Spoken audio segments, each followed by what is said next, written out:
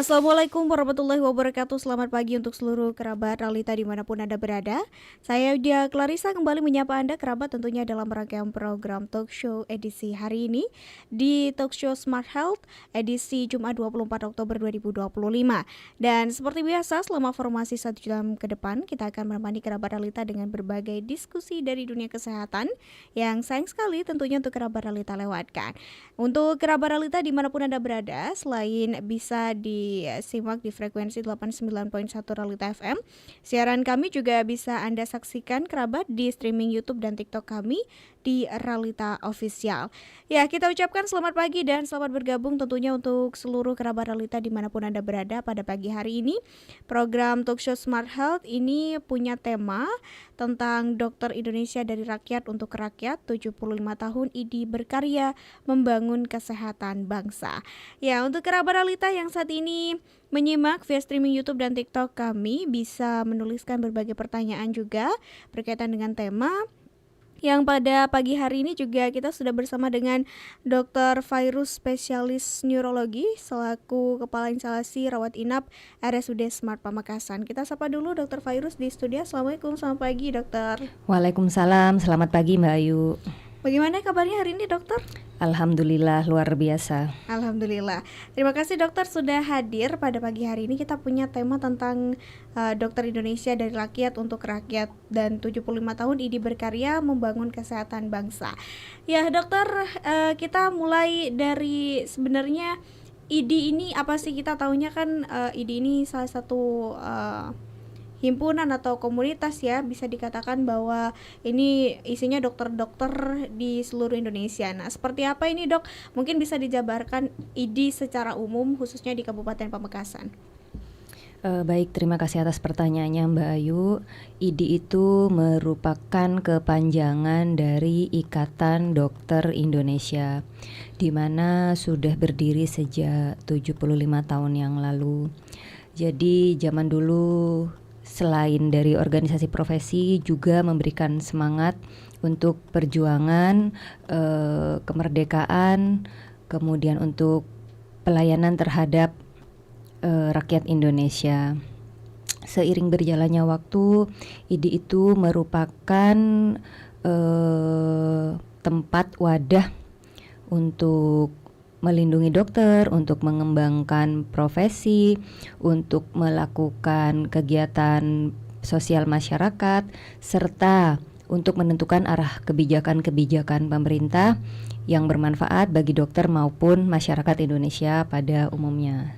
Seperti itu. Jadi organisasi ID itu adalah organisasi profesi dari dokter untuk rakyat Indonesia, seperti itu.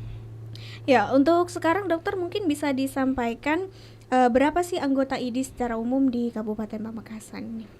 Iya, kalau secara umum sekitar 300 lebih ya, 300 orang seperti itu. Itu juga terdiri dari dokter-dokter spesialis. Betul, dokter umum dan dokter spesialis. Ya, untuk bisa menjadi anggota dari ID sendiri itu dok, gimana sih dok? Apa mereka ini juga harus melalui serangkaian seleksi atau seperti apa? Kalau dulu itu sudah otomatis setiap lulus dokter itu sudah menjadi anggota Ikatan Dokter Indonesia. Tapi sekarang searah zaman dan kebijakan yang baru, ada beberapa organisasi profesi yang lain. Jadi kalau lulus dokter langsung mendaftar. Jadi tidak wajib menjadi anggota ID, bisa menjadi organisasi profesi kedokteran yang lain. Oke, untuk di Pamekasan ini seperti apa sih biasanya aktivitas atau kegiatan-kegiatan yang dilakukan oleh organisasi profesi ID? Ya, kita banyak ya dari seminar dari internal ya, terhadap internal Ikatan Dokter anggota itu banyak seminar ilmiah, pembelajaran untuk meningkatkan kompetensi dari ilmu pengetahuan dokter itu sendiri. Kemudian kita ada kegiatan di luar untuk masyarakat ya, penyuluhan itu sudah jelas. Kemudian misalnya hitanan massal, pembagian sembako dan sebagainya jelas. Juga ada kegiatan tanam satu rumah satu pohon yang sedang digalakkan dari beberapa tahun lalu oleh Bapak Ketua ID di Kabupaten Pamekasan, seperti itu. Oke, di Pamekasan ini organisasi profesi dok, ini di mana nih sekretariatnya begitu? Sementara ini di kantor Dinkes ya, tapi kita belum punya lagi, mau dibangun seperti itu. Oke, apakah ini juga punya kekuatan dok untuk membuat atau menentukan kebijakan-kebijakan yang utamanya berhubungan dengan dunia kesehatan dok? Betul, kami kan menyampaikan aspirasi ya di atas kedua ID cabang, ada pusat seperti itu, memberikan masukan terhadap kementerian kesehatan dan sebagainya. Ya, menentukan undang-undang juga ada perannya seperti itu. Berarti kalau setiap dokter-dokter itu yang tergabung di ID mereka juga diawasi secara keorganisasian juga dok? Betul, semuanya, surat izin prakteknya, sampah medisnya, kemudian kalau ada nauzubillah misalnya ada kasus dan sebagainya seperti itu. ID juga dengan siap melindungi, membantu, mengayomi dan memberikan solusi seperti itu. Ya, misal ada contoh kasus seperti apa nih dok yang biasanya ID ini juga ikut turun tangan begitu untuk menentukan arah kebijakannya? Ya, yang terbaru yang kemarin banyak dibicarakan itu masalah ya ini surat izin praktek seperti itu, yang kemarin itu surat tanda registrasi seperti itu. Jadi setiap dokter dan gak cuma dokter, tenaga kesehatan tuh surat tanda registrasi itu memperbarui setiap 5 tahun. Sekarang sudah cukup sekali seumur hidup ya. Kemudian untuk surat izin praktek ada standar kredit profesi, jumlahnya berapa, apa 100, apa 150, apa 250 seperti itu. Lebih ke hal-hal teknis, tapi itu untuk tetap menjaga dokter yang berkualitas untuk memberikan pelayanan terhadap masyarakat seperti itu. Oke, dokter, misal seorang dokter ini sudah pensiun, misal sudah tidak berpraktek, apa dia masih tergolong anggota ID atau tidak? Anggota ID tetap. Dokter itu pensiun itu kan hanya sebagai PNS, tapi kalau profesinya untuk menjalankan praktek dan pelayanan pengobatan terhadap masyarakat itu bisa terus berjalan, tidak ada pensiunnya seperti itu, kecuali ada hal-hal tertentu, misalnya karena usia mungkin ya sudah tidak sanggup atau gimana, saya belum tahu secara detail ya, tapi masih bisa. Pensiun dan praktek itu hal yang berbeda. Berarti rutin ya dok, ada pertemuan atau kajian-kajian massal yang dilakukan sesama anggota ID untuk perkembangan kesehatan masyarakat? Betul, rutin sekali. Itu biasanya berapa kali dalam 1 tahun atau per bulan rutin dok? Kalau pembentukan pengurus itu 4 tahun sekali. Kalau kegiatannya banyak sih, sering banget. Bisa setahun sekali, bisa 6 bulan sekali, minimal setahun sekali lah, tapi lebih saya rasa. Baik, ini kan sudah 75 tahun ya dok. Betul. Ya ide ini. Nah, seperti apa sih dok yang kemudian sedang diusahakan oleh ID ini untuk membangun kesehatan masyarakat atau bangsa Indonesia ini? Apa yang kemudian menjadi tujuan yang ingin dicapai?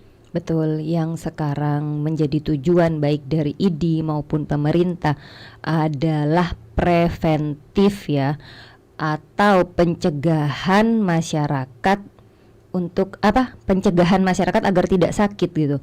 Jadi yang sehat itu dipertahankan kesehatannya, preventif, jangan sakit bas berobat.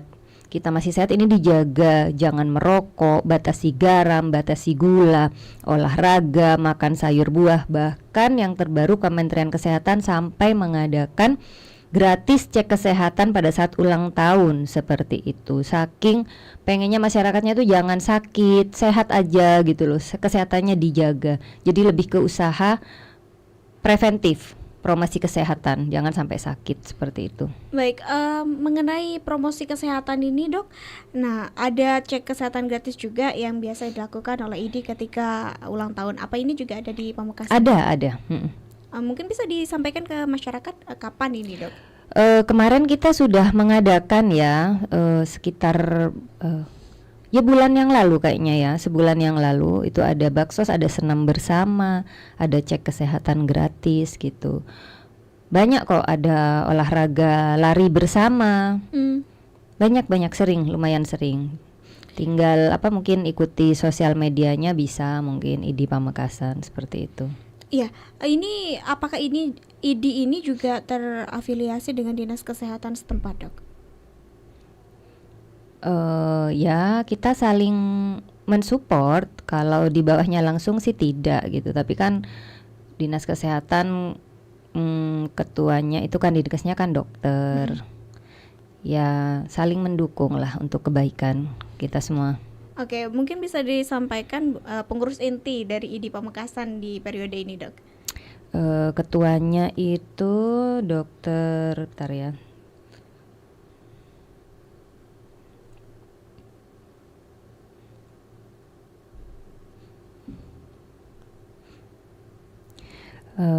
Ketua ID Cabang Pamekasan Dr. Trisusandi Juliarta MKes, Wakil Ketua ID Cabang Pamekasan Dr. Muhammad Muklis, spesialis paru, seperti itu. ID juga kemudian kan ada dokter-dokter yang kemudian mungkin punya potensi di bidang-bidang tertentu, dokter, untuk spesialisnya. Apa ID juga mendorong dokter-dokter, katakanlah dokter-dokter muda begitu, untuk meningkatkan kualitas pendidikannya, Dok? Betul, sangat mendorong sekali. Mereka juga ikut memberikan arahan begitu untuk melakukan sekolah spesialis atau seperti apa juga, Dok? Tidak, kalau sampai sejauh itu memberikan arahan tidak. Tapi kalau misalnya perlu rekomendasi atau perlu surat penyurat, pasti segera membantu. Kalau arahan itu kompleks ya, dari kebutuhan di rumah sakit, kebutuhan di daerah, sama keinginan minatnya dokternya itu sendiri. Tapi ID akan selalu mensupport jika dibutuhkan. Baik, apa sih selama 75 tahun ini yang kemudian dirasakan menjadi tantangan dari ID sendiri, Dok? Yang menjadi tantangan itu adalah gaya hidup masyarakat ya. Saat ini di mana cenderung kurang bergerak ya, lebih banyak melihat handphone ya. Kemudian dari makanan, banyaknya makanan manis, makanan goreng seperti itu. Di mana dalam arti kurang sehat. Kalau zaman dulu saya kecil, nggak tahu mbaknya kan masih Gen Z ya. Kalau saya milenial, berangkat sekolah itu nasi telur. Sekarang nasi nugget, nasi sosis ya.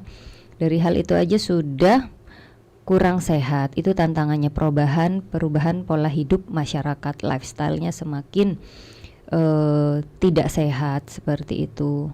Jadi ini juga rajin-rajin memberikan penyuluhan pengaruh positif seperti kegiatan olahraga bersama, itu juga sering.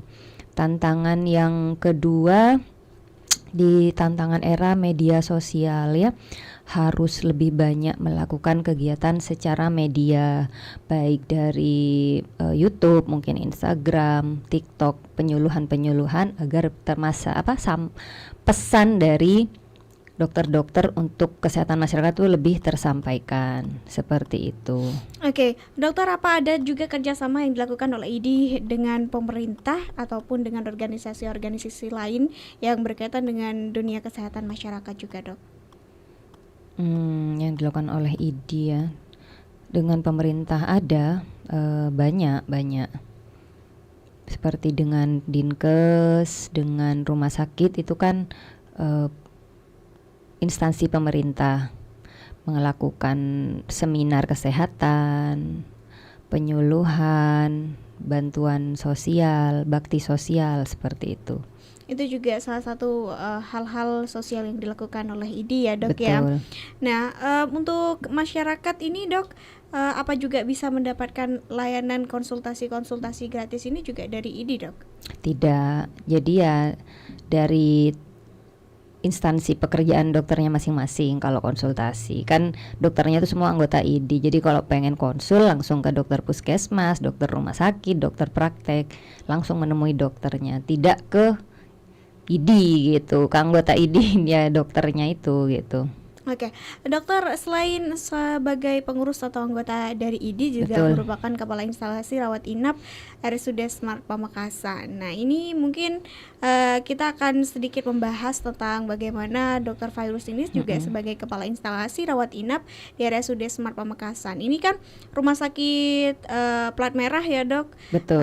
Slamet Martodirjo ini. Nah, ini biasanya bagaimana nih Dok memenuhi ekspektasi dari masyarakat, kan banyak sekali tentunya yang melakukan rawat inap dan barangkali dari mereka ini seringkali tidak mendapatkan kamar. Nah, ini biasanya strategi apa yang dipakai oleh rumah sakit, Dok? Baik, terima kasih atas pertanyaannya. Jadi memang bukan, jadi gini Mbak ya, kalau zaman dulu memang kan kesadaran masyarakat terhadap dokter itu masih menurun ya. Sekarang semua masyarakat yang sakit sudah paham bahwa kalau sakit ke dokter. Kalau zaman dulu masih bisa ke dukun, ke tukang pijet gitu. Begitu yang pertama. Jadi masyarakat memang sangat membutuhkan tenaga dokter dan rumah sakit. Kedua, kita kan sudah mempunyai universal coverage seperti BPJS. Jadi semua orang sakit bisa berobat secara gratis. Nah, pasiennya meningkat, fasilitasnya, rumah sakitnya jumlahnya itu-itu aja. Jadi tidak sesuai antara kebutuhan dan ketersediaan layanan. Makanya itu lebih cenderung terlihat penuh seperti itu.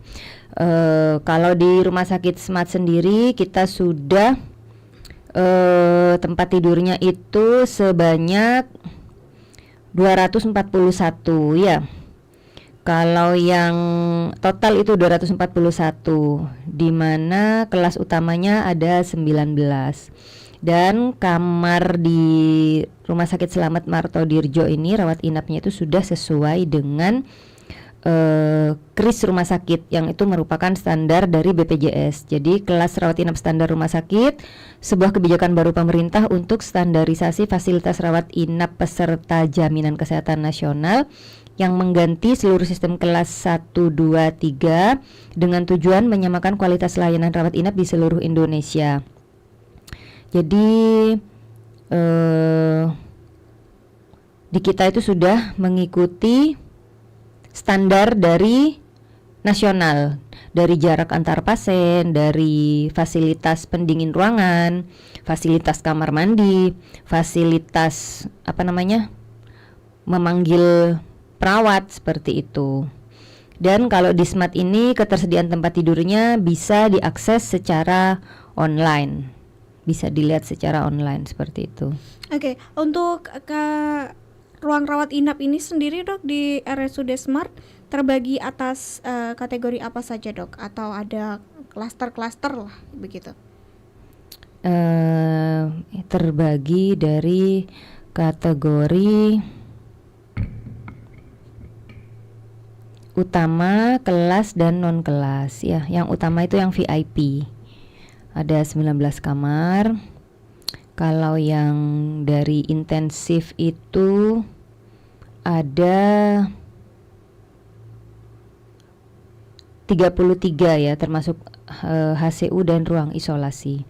Seperti itu. Tapi kami sedang mengembangkan rawat inap baru, gedung rawat inap baru 4 lantai, di mana nanti ada tempat khusus kemoterapi, khusus stroke, khusus jiwa gitu. Jadi kami akan terus meningkatkan pelayanan dari rawat inap kami di Rumah Sakit Umum Slamet Martodirjo.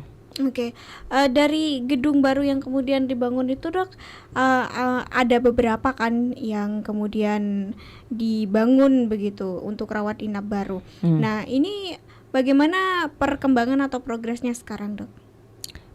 Alhamdulillah sudah 50% mungkin, seperti itu. Ditarget kira-kira tahun berapa ini bisa kemudian selesai atau bisa difungsikan untuk masyarakat, Dok? Itu semoga secepatnya ya, semoga tahun depan bisa. Baik, dari total 241 bed ini, Dok, ini eh, apa namanya? Kalau penuh ini bagaimana? Apa kemudian ada rujukan yang diberikan oleh rumah sakit untuk ke rumah sakit lain atau seperti apa, Dok? Betul, kalau misalnya penuh akan dialihkan ke ruangan, kalau kami akan dibagi rata ya, seperti itu. Jadi misalnya kan kami sebetulnya ada ruang saraf, ruang bedah seperti itu, ruang anak. Kami akan mendistribusikan dulu secara merata di kamar-kamar yang kosong. Kalau terpaksa penuh semua, kemungkinan bisa dirujuk seperti itu. Tapi itu sangat jarang ya. Oke, dokter, kita masih akan bahas lagi tentang tema kita pada pagi hari ini dengan sejumlah pertanyaan juga yang masuk dari masyarakat. Kita jeda terlebih dahulu, jangan kemana-mana, kerabat Realita tetap setia di 89.1 Realita FM, ragam hiburan dan informasi. 89,1 Realita FM Pamekasan.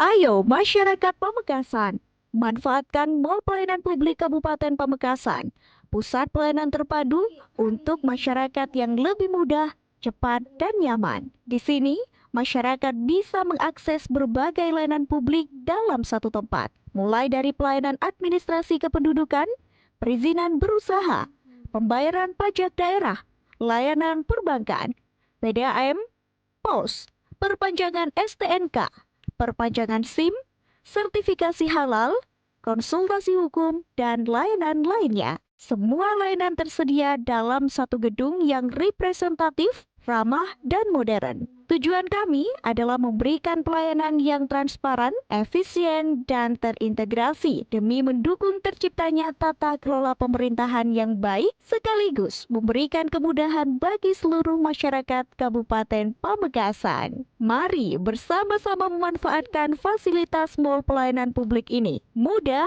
cepat, pasti.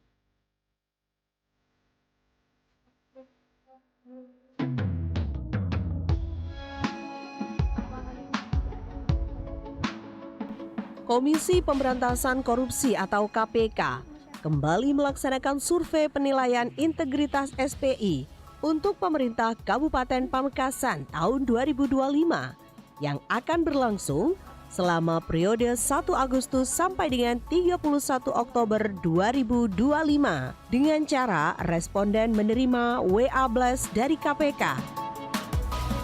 Link kuesioner pengisian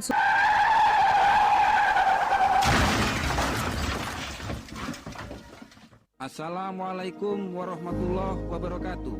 Dulur, sederek, taretan, Bapak, Ibu, Mas, dan Mbak warga Jawa Timur. Kami dari Direktorat Lalu Lintas Polda Jawa Timur dan Jasa Raja Cabang Jawa Timur menginformasikan bahwa korban kecelakaan di Jawa Timur sangat tinggi. Setiap hari 14 orang meninggal dunia dan 68 orang luka-luka dirawat di rumah sakit. Untuk itu, kami menghimbau kepada kita semua untuk tertib dan taat berlalu lintas. Sudah banyak korban berjatuhan.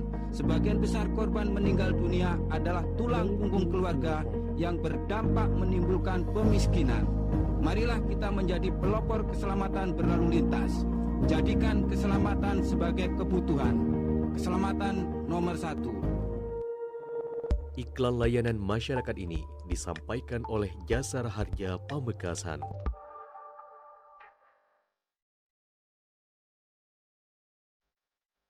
Ayo masyarakat Pamekasan, manfaatkan Mall Pelayanan Publik Kabupaten Pamekasan, pusat pelayanan terpadu untuk masyarakat yang lebih mudah, cepat, dan nyaman. Di sini, masyarakat bisa mengakses berbagai layanan publik dalam satu tempat, mulai dari pelayanan administrasi kependudukan, perizinan berusaha, pembayaran pajak daerah, layanan perbankan, PDAM, POS, perpanjangan STNK, perpanjangan SIM, sertifikasi halal, konsultasi hukum, dan layanan lainnya. Semua layanan tersedia dalam satu gedung yang representatif, ramah, dan modern. Tujuan kami adalah memberikan pelayanan yang transparan, efisien, dan terintegrasi demi mendukung terciptanya tata kelola pemerintahan yang baik sekaligus memberikan kemudahan bagi seluruh masyarakat Kabupaten Pamekasan. Mari bersama-sama memanfaatkan fasilitas mall pelayanan publik ini. Mudah, cepat, pasti.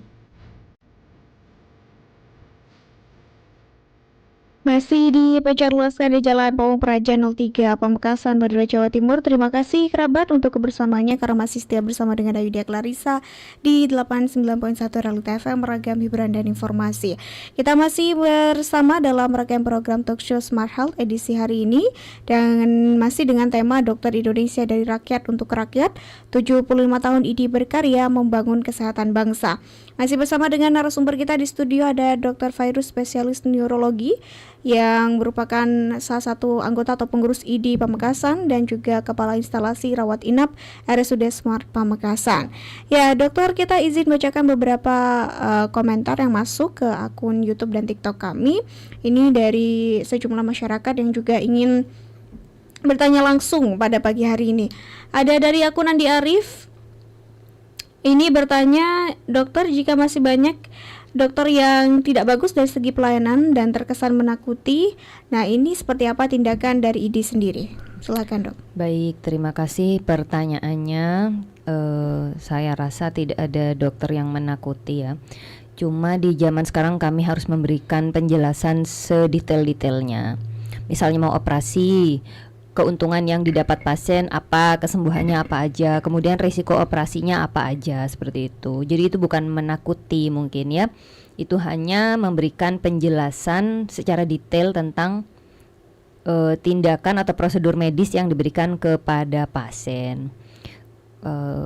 Kalau misalnya kurang puas bisa langsung komunikasi dengan dokternya.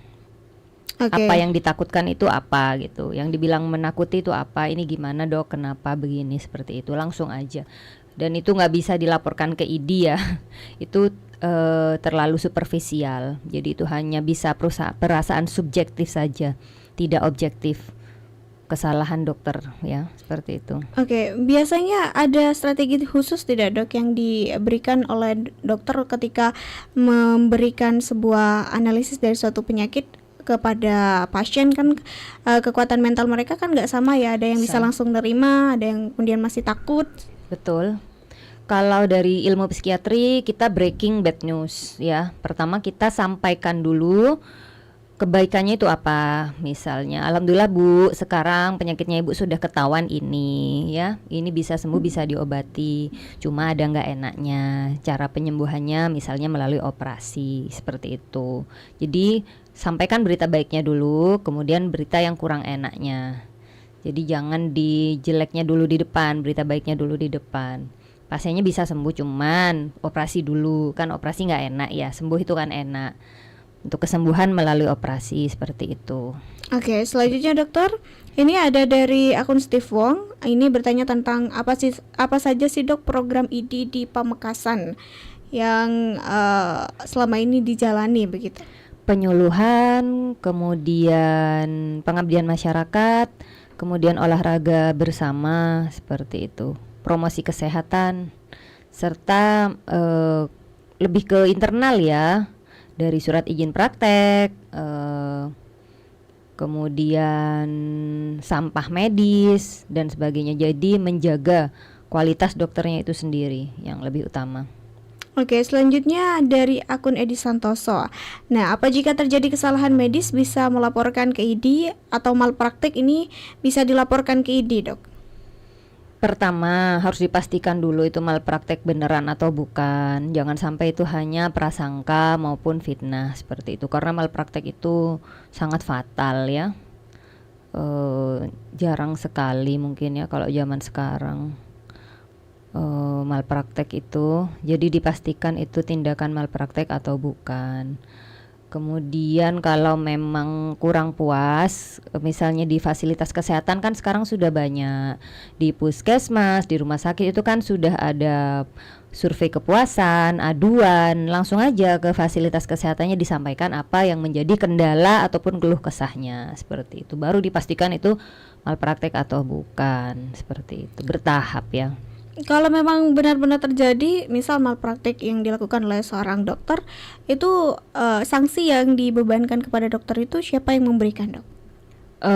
Ya dari ID juga seperti itu. Dari ID berita baru bisa berupa surat peringatan sampai ke pencabutan izin praktek, seperti itu. Bisa sampai ke pidana tergantung kasusnya. Nanti kan itu sudah ke ranah yang lebih jauh ya, seperti itu. Oke, ini pertanyaan lanjutan dari akun Akhtar juga, Dok. Bagaimana sebenarnya ID menangani kasus pelanggaran etika kedokteran? Yaitu seperti yang saya bilang tadi, mulai dari surat peringatan, pembinaan sampai ke pencabutan izin prakteknya, seperti itu. Nah, kita beralih ke akun TikTok, Dokter. Ini ada beberapa pertanyaan juga. Ini bertanya tentang apakah semua dokter harus tergabung dalam ID? Semua tenaga kesehatan, dokter, perawat, bidan harus tergabung dalam organisasi profesi kesehatannya masing-masing. Dan banyak ya ID, organisasi profesi dokter nggak cuman ID. Ada apa ya kemarin tuh, banyaklah, ada beberapa. Pokoknya memang harus tergabung dalam organisasi profesi untuk mendapatkan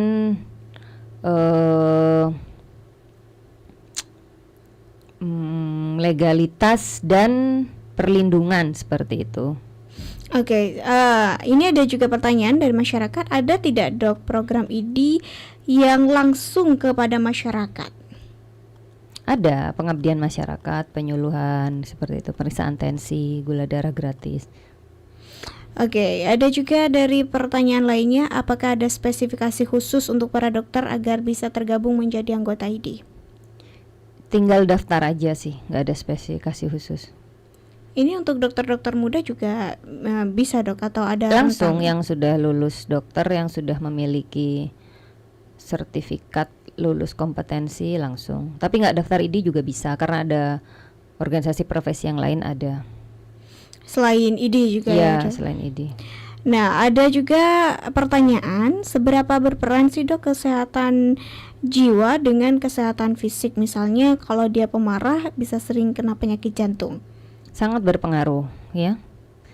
Seseorang yang mentalnya sehat, fisiknya juga akan sehat.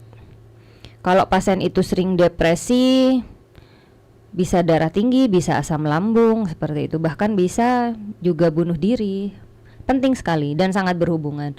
Jadi manusia tuh harus sehat semua. Mentalnya, fisiknya, jasmani, rohani itu harus sehat semua.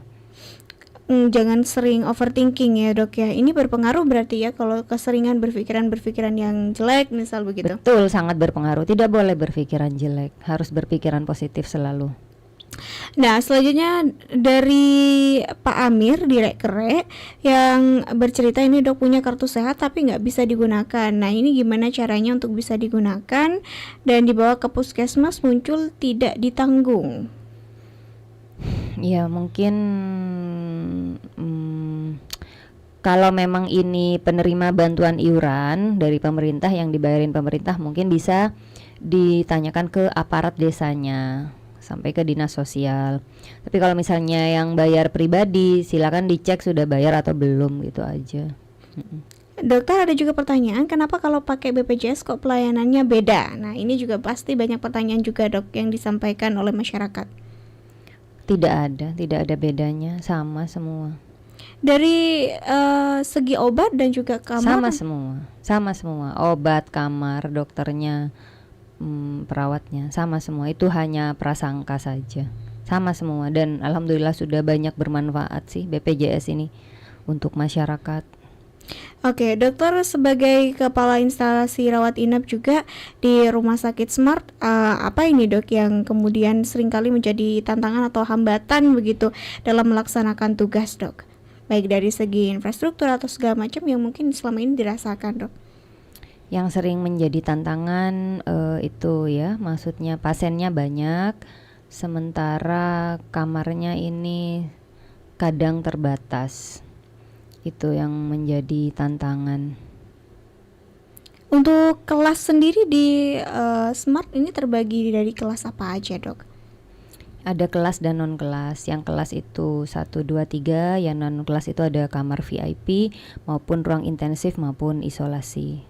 Untuk yang non kelas itu untuk yang mandiri ya dok ya, pembayarannya lebih mahal tentunya. Tidak, non kelas itu yang VIP. Bisa kok, pasien BPJS bisa naik ke VIP, teman kan ada sharing biaya. Seperti itu. Ya mungkin yang perlu saya edukasikan kepada masyarakat. Kadang pasien itu ngelihat kamarnya ada yang kosong gitu ya. Tapi kok dibilang penuh gitu. Kita di rumah sakit itu kan membagi kamar itu antara penyakit, antara jenis kelamin ya. Jadi tidak semua yang kosong itu memang bisa langsung ditempati seperti itu.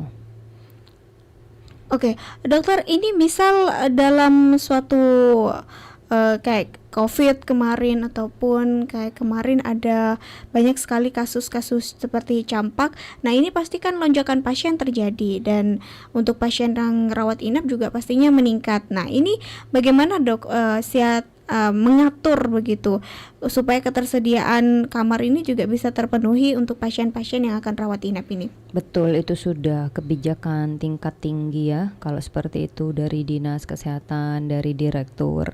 Ya kami menggunakan segala daya upaya dan kemampuan yang ada untuk memberikan pelayanan yang terbaik terhadap masyarakat. Seperti itu, dengan kebijakan dari Menteri juga. Ya kami ikuti semua aturan yang berlaku agar masyarakat terlayani dengan baik, mengerahkan semua daya dan upaya, tapi alhamdulillah bisa terlewati seperti itu. Oke, untuk rumah sakit Smart sendiri berarti sudah benar-benar memenuhi standarisasi ya dok ya? Insya Allah sudah memenuhi. Oke, dokter, ini 75 tahun ID berkarya dan membangun kesehatan bangsa.